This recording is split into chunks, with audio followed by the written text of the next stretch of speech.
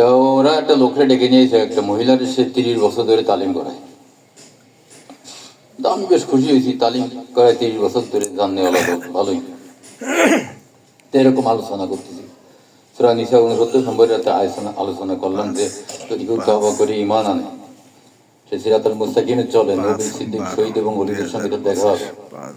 দেখায় নবীরে আমিও দেখেছি, নূরও দেখেছি। আচ্ছা, আলহামদুলিল্লাহ, ভালো কথা। তা আপনি নবীরে দেখেছেন, আপনি কোন তরিকায় আমল করেন? তাহলে আমি কোনো তরিকায় আমল করি না, আমার বই খাতা, বই পুস্তক আছে, বই দেখে আমল করি। আর আমি 30 বছর ধরে তালিম করে মানুষকে, তো তাদেরকে এরকম আমল শিখেছি। তা এখন আমি চিন্তা করে দেখলাম যে সিলসিলা ছাড়া তো জিয়ারত আসবে না। তা এখন কোন নবী তারে দেখা দিছে, দেখতে হবে। তা বিলাইতে চাল দিয়ে নবীরে দিলাম, ওরা আটকায় দেখা গেল কি, সে ওই রকম জব্বা দাড়ি, মুখ করা দাড়ি, জব্বা গায়ে, মাথায় পাগড়ি, হাতে একটা লণ্ঠন, ওই ব্রিটিশ আমলে লণ্ঠন, ওই যে উপরে তেল থাকে, নিচে আগুন জ্বলে, ওই। তা ওই লণ্ঠন দেখাইছে তারে, ওই সেই নূর দেখিছে, আর নবীরেও দেখিছে, সিরতে মিলে গেছে। তা আটকায় দেওয়ার পরে কিছু বলেনি তারে, পরে সপ্তাহে ডাকতে গেছে নাজমারা, ও চাচ্ছি যাবা না মাহফিলি, হুজুর আইছে। তোমাকে হুজুরের মাহফিলে আমি আর যাবো না, আমি 30 বছর ধরে যা আয় করিলাম, আমার সব শেষ, আমার সব শেষ করে দিয়ে আমি তোমাকে হুজুরের মাহফিলে আর যাই। এই একজন গেল, আর একজন হচ্ছে আমার এক মামাতো ভাই, ফরেস্টারে চাকরি করে, আব্দুল মজিদ। তো উনি ওই ফরেস্টারে যখন চাকরি করে, তাদের ওই ঘরের সাথে একটা মসজিদও আছে। তো এই মসজিদে সে ইবাদত বন্দেগী করে, জিকির করে, জিনরা এসে তার সাথে জিকির করে, ভালো খাতির হয়ে গেছে। এখন সে নূর বলে যখন এই জামায় গড়া দেয়, ঝলমল করে নূর জ্বলে জামায়। তা আমি নিয়ে গেছি মেজি হুজুরের দ্বারে, দিলে উনি বায়াত দিয়ে দিছে, দিয়ে পরে মোটামুটি বাড়ি আইছে। এখন ওই তাহাজ্জুদের নামাজ পড়ে জামায় ঘরা দিছে, এখন আর নূর জ্বলে না। তা আমি এক সপ্তাহ পরে গেছি, মেজে ভাই যাবো না মাহফিলি? তোকে না না না, তোমাকে হুজুরের দ্বারা আমি যাবো না, তুমি আমার সর্বনাশ করে দিছো, আমি এতদিন বসে যা পাইলাম আমার সব চলে গেছে, তোমার সাথে আমি আর যাবো না। আরে কি যে পাইছে তা সে কি বোঝে? হ্যাঁ, কি পাইছে তা সে কি বোঝে? এই কথাটাই আল্লাহ পাক করে দিচ্ছেন কোরআনে, সূরা হিজর 39-40-41 নম্বর আয়াতে, ক্বালা রাব্বি বিমা আগওয়াইতানি, ইবলিস বলিল, হে আমার রব, যে আদমের জন্য আমি অভিশপ্ত, লা উযায়্যিনান্না লাহুম ফিল আরদ ওয়া লা উগিয়ান্নাহুম আজমাইন, তুমি তো তাকে নেক আমল করে জান্নাত দিবা, আমি পাপ কাজকে তার সামনে নেক্সিওতে হাজির করবো, সে দেখবে নেকের কাজ করতেছে, হয়ে যাবে পাপ, পড়বে নামাজ, হয়ে যাবে গুনাহ, থাকবে রোজা, হয়ে যাবে গুনাহ, কি তেলাওয়াত করবে কোরআন, হয়ে যাবে গুনাহ, করবে হজ, হয়ে যাবে গুনাহ, দেবে যাকাত, হয়ে যাবে গুনাহ। এইভাবে সমস্ত নেক আমলকে আমি গুনাহে পরিণত করব, সে দেখবে নেক আমল করতেছে, পাপ কাজকে নেক্সিওতে হাজির করা। এই কথা বললো সে। এরপরে বলতেছে, ইল্লা ইবাদাকা মিনহুমুল মুখলিসিন, আমি তোমার মুখলেস বান্দা, ওলি বান্দাদেরকে ধোঁকা দিয়ে বদভস্ত করতে পারবো না, আর যা আছে আমি নিয়ে যাবো। তখন আল্লাহ পাক বললেন, ক্বালা হাযা সিরাতুন আলাইয়া মুস্তাকিম, উহাই আমার নিকট পৌঁছাইবা সিরাতুল মুস্তাকিমের পথ, ওলিদের পথ। এই জন্য আমরা বলি কি, ইহদিনাস সিরাতাল মুস্তাকিম সিরাতাল লাযিনা আনআমতা আলাইহিম, আল্লাহ আমাকে সিরাতাল মুস্তাকিম দাও, যে সিরাতাল মুস্তাকিম তোমার ওলিদেরকে তুমি দিছো, যে নিয়ামত, যারা এই নিয়ামত পাইছে, ওই নিয়ামত প্রাপ্ত বান্দাদের দলভুক্ত আমারে করো, সিরাতাল মুস্তাকিম দাও। তো আল্লাহ পাক বলেন, ওইটাই আমার নিকট পৌঁছাবে, সিরাতাল মুস্তাকিমের পথ, ওলিদের পথ। তা ওলিদেরকে ধোঁকা দিতে গেলেও ও ধরা খাবে। ইভেন যারা ওলির সঙ্গে সংযোগ রাখে, যোগাযোগ রাখে, তাদেরকেও ধোঁকা দিলেও যদি তারা পরামর্শ করে, ধোঁকা খাবে। এরকম আরো আলামত আছে। এই আমাদের নূরজাহান ভাবি এরকম ভোর রাত্রি দেখতেছে কি, সন্ধ্যেবেলায় ঈশার নামাজ পড়ে পাক পবিত্র অবস্থায় কেবলামুখী শুয়েছে, দোয়া কালাম করতে করতে ঘুমাই গেছে। তাহাজ্জুদের রক্তে দেখতেছে ফজরের আগে আসমান থেকে এক ফেরেশতা নেমে এসে তার সঙ্গে করে নেব, দূরে সুন্দর একটা জায়গায় নিয়ে গেছে, নতুন নতুন বাড়িঘর, নতুন নতুন বাগ বাগিচা, গাছপালা দেখায়, ফুল বাগান দেখায়, তারপরে আবার ট্রেনে করে বাড়ি আগায় দিয়ে গেছে, ট্রেনে নিয়ে গেছে, ট্রেনে দিয়ে গেছে। এখন আমার বলতেছে, হুজুর আমি আজ 3 দিন ধরে আপনার খোঁজ দিছি, আমি ভালো একটা স্বপ্ন দেখেছি, এই স্বপ্নটা আমি আপনারা বলবো। তাও দেখেছেন যে উনি বৃহস্পতিবার রাত্রি, শুক্র গেছে, শনি গেছে, রোববার রাত্রি আমার সাথে কথা হচ্ছে। তো আমি বললাম যে ভালো হতে বলেন, তা ওই কথা বলিছে। বলে বলতেছে কি হুজুর স্বপ্নটা ভালো না? তাই আমি বলছি ভালো কি মন্দ, আপনার তো জিয়ারত আছে, আমি আপনাকেই দেখাচ্ছি, আপনি নিজে দেখলে বুঝতে পারবেন, তারও ভালো হয়। তো ঠিক আছে, তো বসে মসজিদে ভানা করে নেট দিয়ে দিলাম, দিয়ে বললাম যে ধরে নিয়ে আসেন হুজুরে। তো হুজুরে ধরে নিয়ে আসে। ওয়ালাইকুম আসসালাম। নেটের সমস্যা হয়, তাই এখন আলোচনা হচ্ছে, মোনাজাত হবে, থাকেন। হ্যাঁ, এই তো এখানে থাকেন, এখানেই থাক, লিঙ্ক নেই। নেট মারিছে, আঙ্গুলি লাইন দিয়ে দিছে, সাধুত আঙ্গুল। আল্লাহ নবীকে যে আঙ্গুল দিয়েছিলেন আল্লাহ পাক, যে আঙ্গুল দিয়ে চন্ড দ্বিখণ্ডিত করেছিলেন, ওই সেই পাওয়ার। তাই পাওয়ার দিয়ে বললাম যে এরকম গোল করে আঙ্গুলটা ঘুরা দিলেন ঢেকির মতো, এই দোয়াটা পড়ে ঘুরাই দেন, যে বন্দি হয়ে থাকছে, যে আমাকে রাত্রে বেড়াতে নিয়ে গেছিল সে ফিরিস্তা, বন্দি হয়ে গেছে। তাই বললাম টেনে নিয়ে আসেন সুতো ধরে। কই সুতো কই?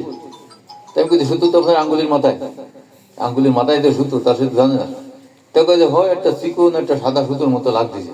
আমি বললাম ওইটা ধরে টান দেন। কই এ তো টান দিলে ছিঁড়ে যাবে না। আমি বলছি পারলে ছেড়ে, তা টান দিছে কিন্তু ছিঁড়তে পারেনি, নেটে প্যাকেট হয়ে চলে এসেছে ওই ফেরেস্তা। আমি বললাম যে চতুর্দিকে আঙ্গুল দিয়ে এরকম ব্যারিকেড দিয়েছেন, দিয়েছে আটকে গেছে। তা এখন চিনতে পারছেন সেই লোক? তো বলে হয় এই সেই লোক, সেই ফেরিস্তা। ঠিক আছে, আপনার ডাইনারটা ওর মাথার উপরে ধরে এই দোয়াটা পড়ে।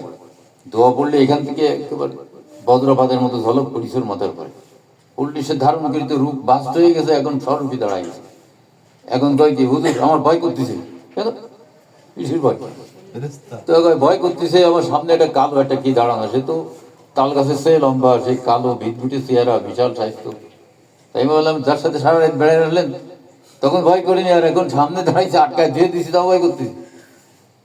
তো কয় যে ওরা কি এই রূপ নীতি পারে? আমি বললাম হ্যাঁ, এই রূপ নীতি পারে। ওরা রসুলে আপনার সামনে এসে বলবে আমি তোমার নবী এসে গেছি, আপনি যদি না না চেনেন তা আপনার তো ঢোকা দেবে। এরকম ঢোকা গেছে একদম, সে 2 মাস আসে না, সেই নবীর রূপ ধরেই সে আসবে, আপনি চেনেন না তো। আরে পাগল, ওই বেটি যে দেখলো সে নবী দেখিছে না, সে কি চেনে নবী? সে কি নবীর চেনে? এই যে মহিলা ফিরিস্তা দেখছে, সে কি ফিরিস্তা চেনে?